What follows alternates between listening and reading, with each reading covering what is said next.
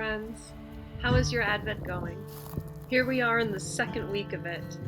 This week, as you probably know, is focused on peace. But not a worldly peace, not an end to earthly wars and strife. That would be wonderful, of course, but Advent always asks us to remember that this world isn't the end of the story and invites us to go deeper.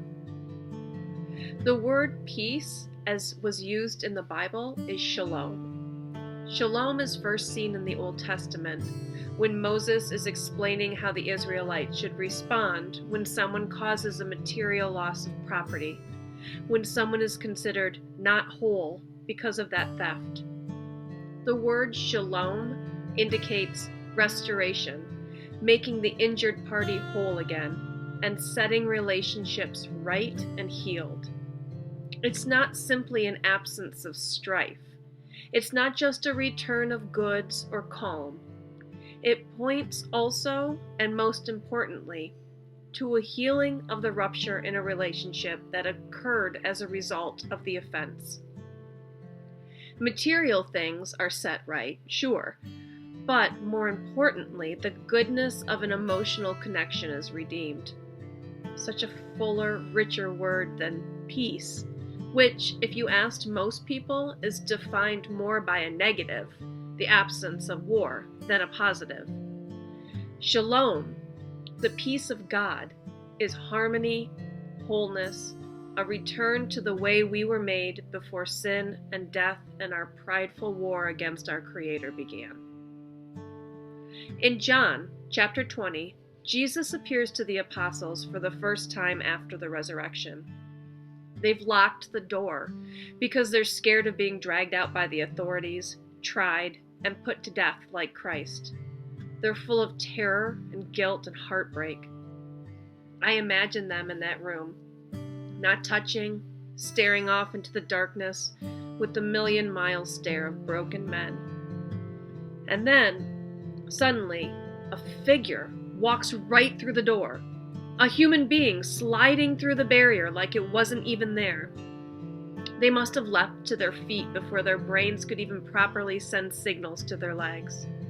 Did they look around for weapons? Did they look for something to shield themselves from this impossible intruder? Christ then stands among them, as John puts it.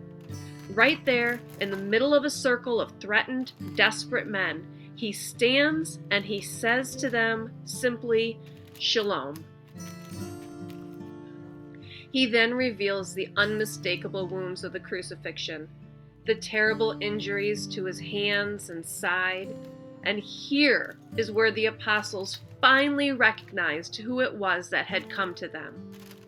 Here was God himself, revealing the wounds that ransomed us, that purchased our forgiveness, the injuries that signified the end of our war with God.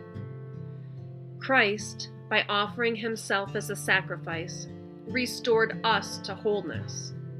Christ, by humbling himself to come live among us as one of us, returned our relationship with God to the fullness and abundance that it was always meant to have. There's a bittersweet tang to Advent. We prepare for the birth of a tiny, defenseless baby, but when we finally meet him in the manger, it's hard not to see the specter of the adult, the shadows of the cross and crucifixion.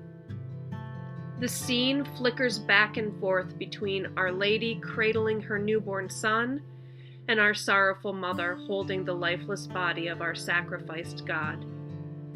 That's why it's so vital to dig deeply into the concept of peace this week, to go beyond the shallow waters of modern life's understanding and to find the deep, quiet pools of shalom.